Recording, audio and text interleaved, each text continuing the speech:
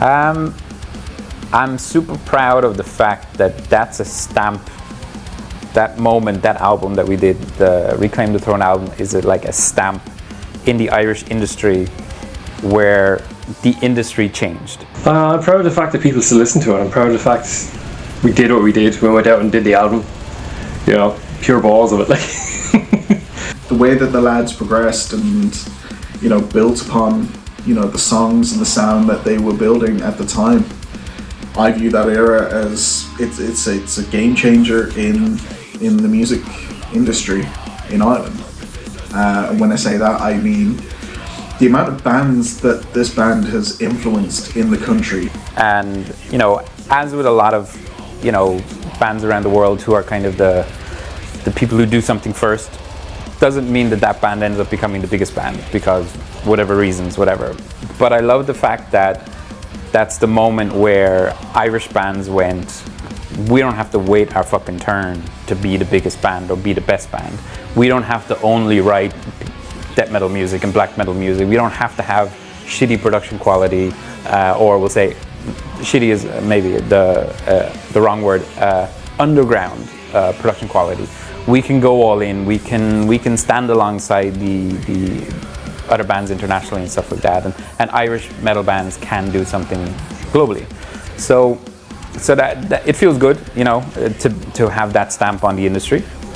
That's the way they Metal Ireland, when we back in the day, said it was Thoughts Ruin have changed the way Irish bands present themselves, and I always hold that, you know, as a badge of honor, because again we were just young guys who just wanted to kind of do what we thought was cool, and it just happened to be that what we thought was cool had an impact, you know. So I'm very proud of that. I don't regret any of it. I'm proud of. I still listen to that album. It still looks and sounds good. You know, I'm proud of that. They didn't know what they were doing at the time. They didn't realise how pivotal and changing to the scene it would be when they were doing it. It was only once the album released that it really redefined the scene as a whole, and then you start seeing other bands going abroad, paying more for recordings and actually trying to capitalize on what the sound of their band is and how they can improve all of, you know, the sonic dissonance within the music that they've created. I'm proud of the music that we made, the Reclaim the Throne album and stuff like that.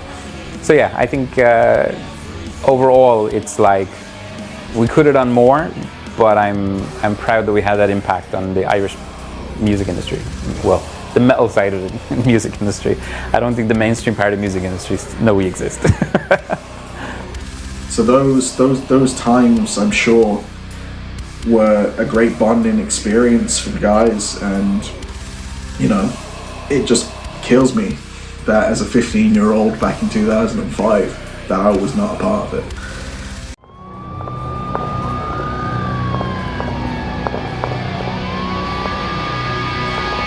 Ooh. So we didn't know what we were onto when we were doing it. So, you know, you had a lot of excitement and ambition, but a lot of insecurities and a lot of like arrogance masking insecurities. And don't be such a... Sorry, YouTube won't let you say that word, so I've already edited Brendan out, probably taken a few times. Just yeah, be cool, man. Like again, if I change anything right now, it wouldn't happen. So what I would do is go back to our 2005 selves and go, you guys are actually onto something special here. You know, stick with it. Don't flame out. Don't you know, self-sabotage or whatever. You could go somewhere with this.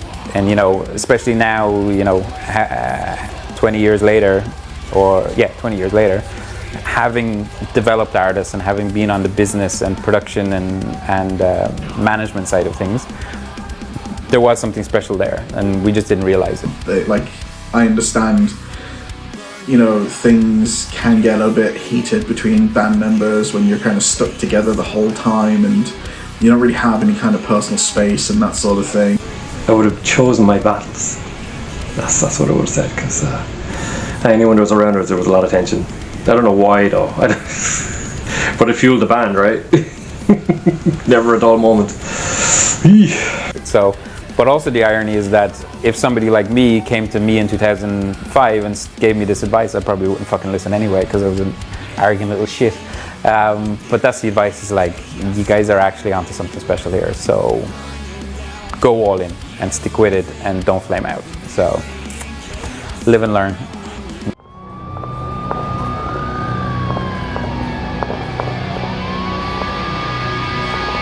I would say, obviously, the Reclaim the Throne album is an absolute defining moment of us and the scene and everything like that.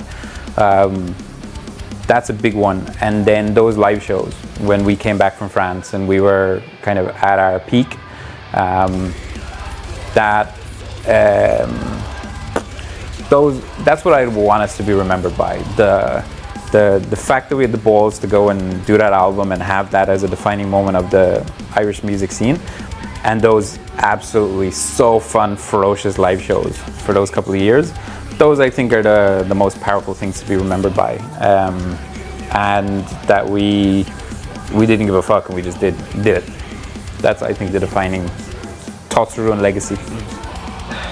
Literally from the moment you put it on Spotify, as a fan of the band for as many years as I've been a fan of the band, you can't not smile and go, oh, you know, you get that fucking underbite kind of, oh, this is fucking heavy, you know, that Meshuggah face. Calling the band Thoughts of Ruin, pretty sure we can all say that. I mean, we went over there as Revenant, came back as Thoughts of Ruin, changed both musically and, you know, sonically, because we had to. Because when we put up the Conviction EP, certain people on a certain stupid website were like, oh, it's good to see those legendary 80s thrashers back again. So, yeah, whatever.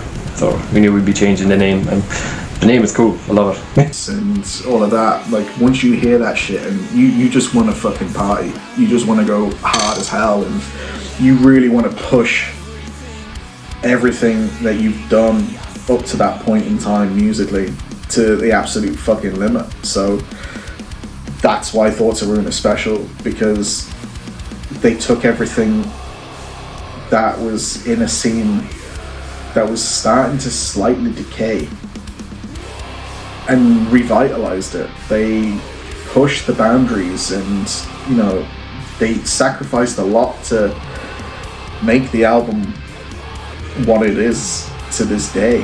You know, it's a legendary album. They're a legendary band. Who would not want to be a fucking part of it? Who would not want to listen to them? You know, anybody in the metal scene who hasn't heard the Thoughts of Ruin has been living under a rock at this stage.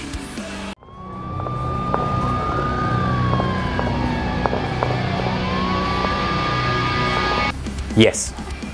So there's a story behind it. There is new music. There's 2 songs that we're currently playing with. So the gap between Anticitizen and now, yeah, we're just trying to figure out, well, we were trying to figure out how to push these songs forward, you know, and again, a lot of it's my fault. So earlier in the interview I said we made some changes. So we tried to do some follow-up music to Anticitizen of 40 Hours, and it was just too much, too difficult, so I was done. Like, I've written things with the mind to me trying to channel my younger self. Can I still do Thoughts of Ruin? You know, and what sounds cool in 2007 mightn't sound cool now. It'll sound like 2007. And, you know, that's kind of the hole I dug myself into. I was done with Thoughts of Ruin. I was done with I wasn't done with music, because obviously I work in the music industry. And, you know, every time I'm standing watching an artist on stage, and I'm MC for a big EDM show in Cambodia, and I'm on stage doing that. So everybody, when I count to 3, you gonna scream, okay? You with me on that one? Okay. 1, 2, 3! You know, it's a rush and it's addiction that you can't easily give up. So I wasn't done with music, but I was pretty done with Thoughts of Ruin. because we tried on a couple of songs and it was just too much of a struggle. It was the same bullshit in the mixing and everything like that. You know, and there was other things going on in the band. There's tensions and stuff, like pen pal songwriting, and you doing things over the internet. You need to be in the room jamming. You need to be in the room talking these things out, and things get miscommunicated, and tempers flare again, I guess. In typical Thoughts Ruin format. So yeah. You know, there were certain things where I was just like, I would ask them to change something. Can you just change the drums, because the drums don't work? And if we're going to put a vocal melody to the guitar, it doesn't fit with the drums. If we're going to put vocal melody to the drums, it's not going to follow the guitar. And it was just too much of a struggle. I went, you know what, fuck this. Like I said, this is my job. I can't waste time with people who aren't ready to be professionals. And so if I'm going to put time on this, it's not worth it. So with that gone, you know, Niall had left, and it's the three of us. So we kind of just trying to figure it out. There was a couple of songs recorded that they sound cool and all, but they're missing that thing, and we just kind of left it at that, you know. And I was like, oh no, that's that again. At least we gave it a shot.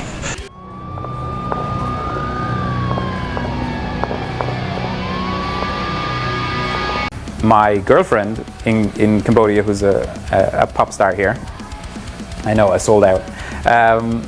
She said to me one day, was like, you know, you should keep doing music.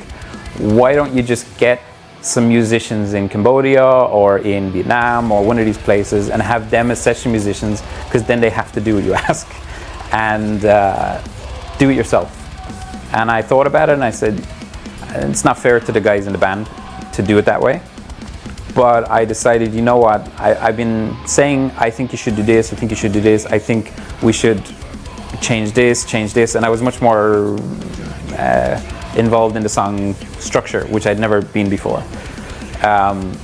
But I decided, you know what, here's what I'm going to do. The only way to get past that stubbornness on their part is to put my money where my mouth is and do it. So I got some freelancers, and I took the tracks that we were trying to demo, and I said, I'm gonna do the songs with these freelancers, and I'm gonna make the songs the way I envision for Thoughts of Ruin, because I know where I want Thoughts of Ruin to be. So I said, you know, put my money where my mouth is. There's no point in me talking, yeah, I do this, I'm a professional, blah, blah, blah, blah, blah, but just fucking do it. So I did, and I went out and I got 2 demos done at the standard that I want. And I didn't tell the guys I was doing this. And then out of nowhere, I can't believe I'm about to give him these flowers on this. And then one day, because we have a Discord chat together, and I'm still very close with Dave and Jimmy Not Triggered.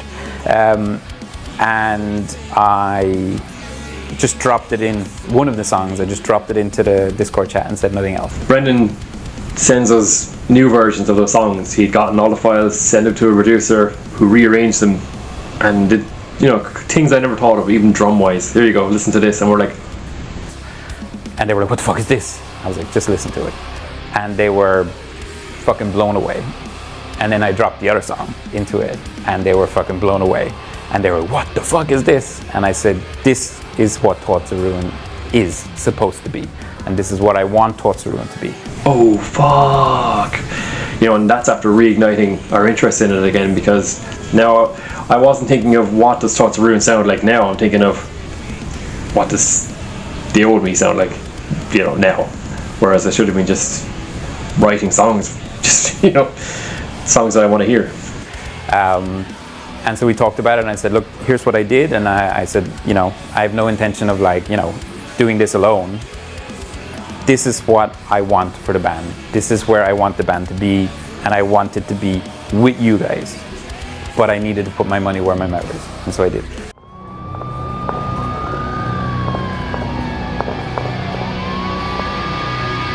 So hearing those songs and hearing those versions, I'm thinking, okay, that's where Brendan wants to take things. Good, okay, we can do that. And it's kind of removed the kind of the block that was in front of us. And so now it was so awesome to see, because I didn't know how the guys would take it, because, you know, you've just gone out with other musicians or whatever. It's their, you know, they wrote the songs, it's evolving the songs, but it's it's still, you know, as a musician, your singer goes out and gets some other players. That's a bit of a fucking risky, ballsy move. But we didn't get where we are by doing safe. We got where we are, and I didn't get where I am in the industry by playing it safe. So I just, fuck it, I'm just gonna do it. Although, chances are, Brendan's like, nope, I'm not telling you anything. Or he spilled the beans, we'll find out. And I was happy to see they got excited. And it's the first time in years I've seen the guys so fucking excited about music again and about Torturuin again and everything like that. And I did this only about a month ago. So so basically what I said to the guys is, okay, look, I have these songs. Now you guys take this, re-record it at the same quality of standard, and I'll get the stems to me, and I'll get the production done, and we'll put it out like that. I'm not going to put these out. These are other musicians playing it. You guys are the musicians. Let's get it done. So now we're re-recording those, and then we're going to be putting out those 2 songs. And that's been the most exciting part, because I was just like, let's just give it one more go. Let's just give it one more go. Now there are certain songs that we've done, and there's 2 in particular where I will honestly, hand on heart, it's 2 songs from quite a few years ago when we first reformed. There's a few songs from back then that are starting to see the light of day now, and quite honestly, one of the singles that hopefully we do is probably one of the best bass lines I've ever written, and I really want it to be, I really want to see the light of day at the end of the day. And some lineup changes, so it's still going to be myself and Dave, and then Jimmy Not Triggered, and we're bringing in a new drummer, who's a friend of ours, who's we haven't officially announced it yet, so I'm not going to say it in this one, but he's been our friend for years and years. He used to tour with another band back in the day, 20 years ago, in the first run of Torturuin. So he's part of the band as well, but we're going to wait to announce him officially. We're doing it now. Fuck him. Hi, Billy. Hi. Hi, I'm Billy, and I'm the new drummer from Torturuin.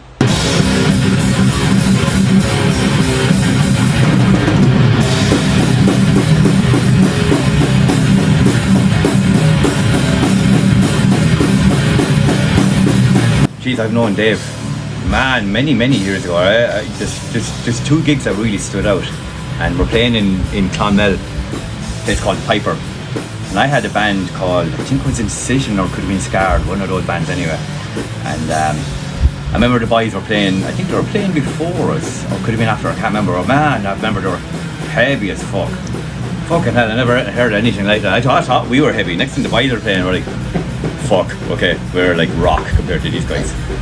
But yeah, so I remember the first time I seen some dude like with dreadlocks and all. I was like, man, he looks fairly cool. I thought he'd been into reggae or something like that. But not music, pure out and out metalhead, and holy fuck, they're heavy.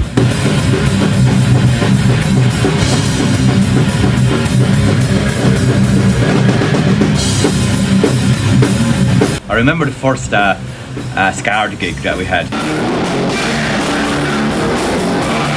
And Dave was in a band, actually he was in a band called Within. Nearly sure it was a Piper in Clonmel. There was no stage, it was just a floor, just set up on the floor. We kind of made our own stage. And yeah, that's the first time I ever met Dave.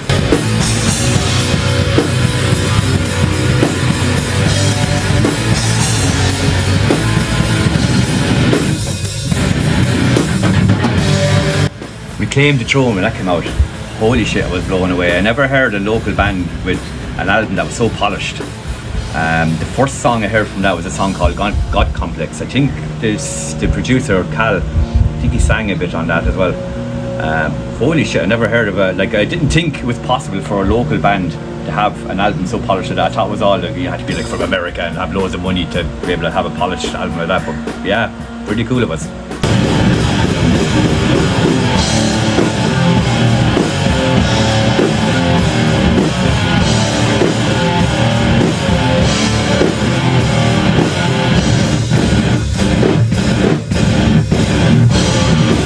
So it's challenging, yeah, there's a lot of double kicks. I was coming in pure confident, kind of going, Yeah, no bother, the double kicks. Next thing Dave writes these riffs, and I'm like, holy fuck, alright, okay, better do some practice in here.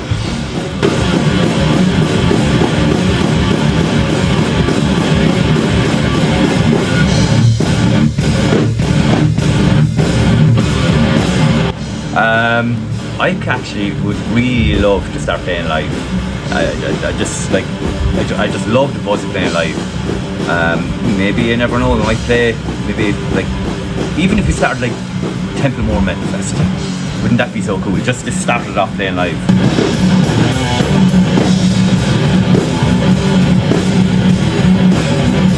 I've never played live with Dave, or Jimmy for that matter as well, so I can't wait to play with those dudes. And Brendan, dude, you gotta come back from Malaysia, dude. Let's play the gig. Let's do it.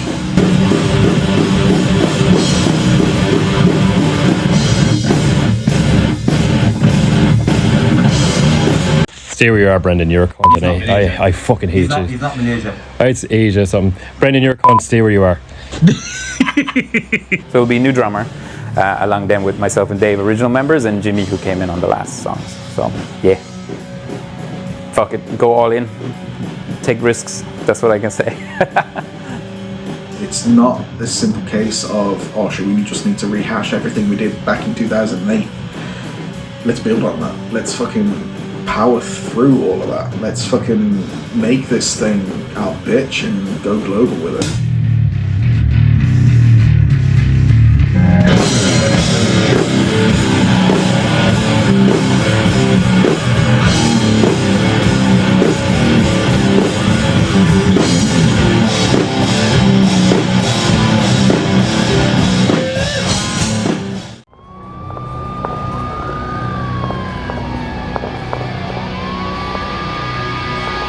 So live shows, it really depends, because obviously I'm all the way in Cambodia, the guys are all the way in Ireland.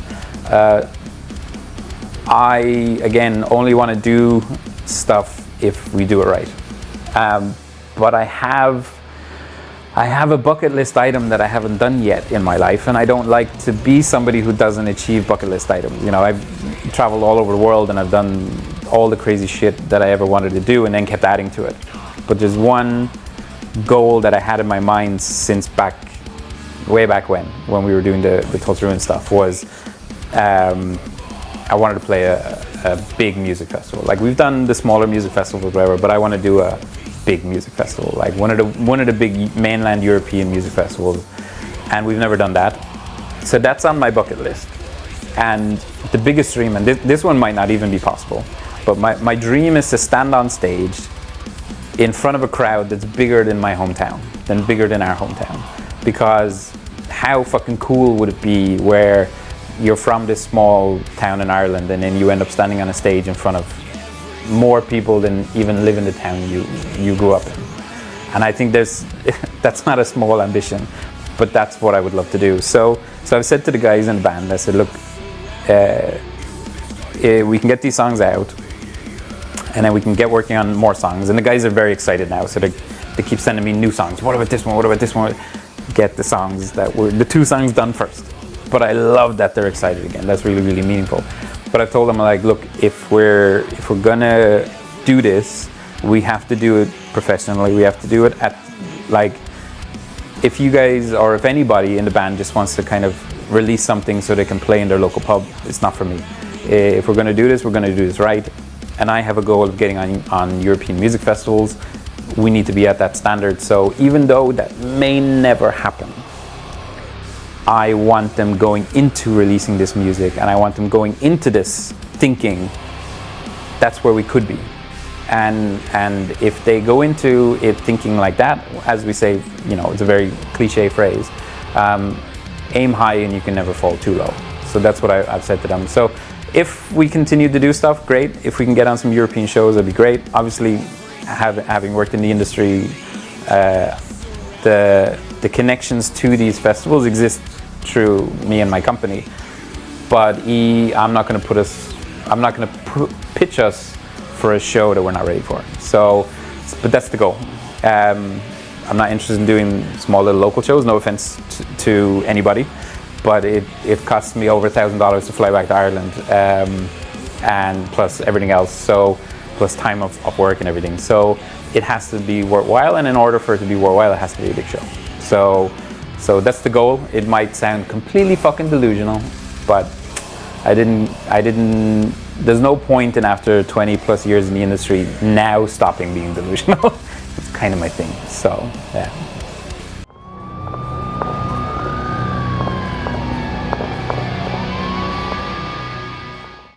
I really hope that the next phase is fulfilling the potential that exists. Like I said, the whatever reason that over the years it creeped in, that mentality of like, oh, it's good to go with the status quo, good enough is good enough, blah, blah, blah, blah, blah. I hope this moment dispels that altogether. Well, I hope the next phase is releasing more songs again, getting past this block. I mean, if all we do is release songs, so be it. At least we have an outlet. At least I have an outlet to get metal out there. And we get back to being the Totsaru, and that goes, fuck it, we'll just go and do it, and we'll go and try and everything like that. So where like we're aiming as high as we can be, and you know, if we never get to that stage, that's okay, but at least we gave it a go, you know. And if anything else happens, cool, awesome, bring it on. But right now I just want to release some songs, you know. Yeah, like I've done a few things since the gap, you know, but it's just, I want to get some Thoughts of Ruin stuff out there, basically, is what I want to do. If we're aiming to just be good enough, just to release some tracks so we can tell our friends we're cool fucking heavy metal guys, at the end of the day, we're all in our 40s now. You know, I'm 40, Dave is 73 or something like that. He's gonna hate that. But we're all in our 40s, and so you don't want to be the guys holding on to past glories and playing in front of their buddies. Personally, I think that the band has potential going forward to actually go global. Never denied it since I first joined the band, and even before that, when the band was in their prime, well, original prime. You know, we should be mature enough and professional enough now that if we get into those moments, we can back it up. So I hope that Thoughts of Ruin finally fulfills the potential that existed 20 years ago, and we finally get to album 2. And that album 2, for me and for the guys, achieves what the evolution of Thoughts of Ruin was always supposed to be. That's what I want for the band. The band has always had that potential to go far and wide, so there's literally no reason for it not to continue to do so. And I really want to be there to do it with them.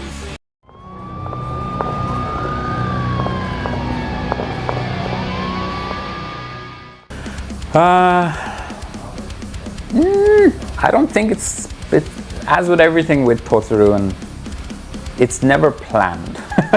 It's like we get a feeling or get a moment and we just fucking run with it. And obviously the last time we decided to do this was 2019, and it was because I was visiting Ireland, and I had said to the guy, to Dave, I'm visiting Ireland, maybe we should do something. And this time it was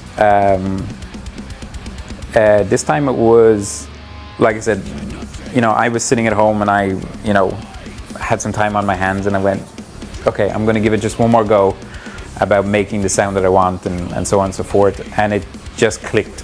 So yeah, Thoughts of Ruin, I would say, never do calculated decisions on anything. It's fly by the seat of our pants and just go with what we feel, and what we felt was, fuck it, let's just go. There's never a right time with Thoughts of Ruin, it just happens when it feels like happening. Again, I thought the band was done, and here we go again. I'm talking about fucking Thoughts of Ruin, and I'm writing and releasing new stuff.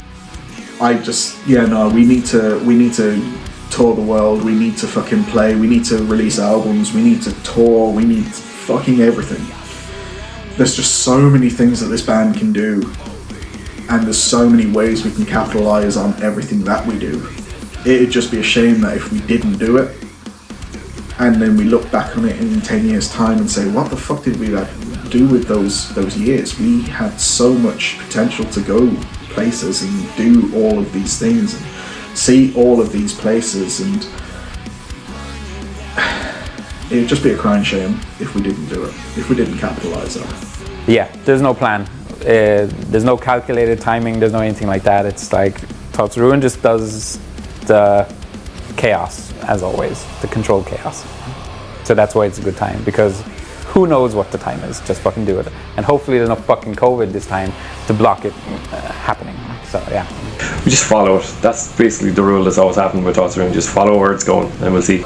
Although I will add to that, the irony is that as I'm recording this, I'm sitting in a country that's getting bombed and getting invaded. So this is the I guess the chaos of Thoughts of Ruin is when we did the last one, we reformed. Obviously we didn't know COVID was going to happen, but we did. Now as I start working on the demos and stuff like that, and even sitting down to do this EP, do this interview, we get interrupted by Cambodia's getting bombed and Cambodia's getting invaded.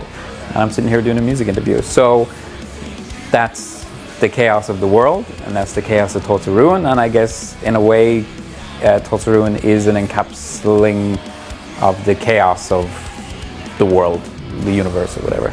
Yeah.